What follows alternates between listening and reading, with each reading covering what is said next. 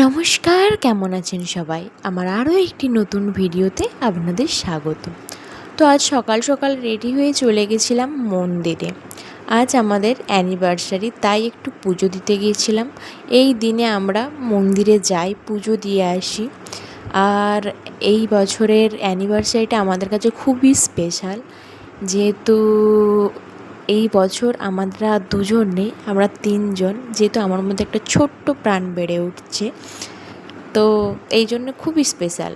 আর এই যে দেখুন, ডাবের জল খাচ্ছি আর দুপুরে রান্না করছিলাম। দুপুরে তেমন কিছু রান্না ছিল না, মাটন রান্না করেছিলাম, একটু পায়েস আর একটু আলু ভাজা দিয়ে।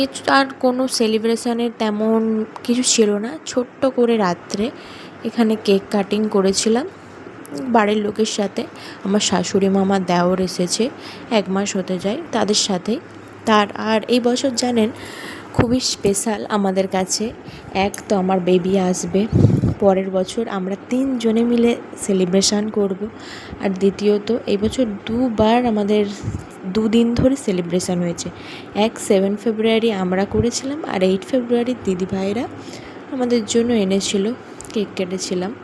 আর আমার বর আমাকে এখানে আংটি গিফট করেছিল। আজ এই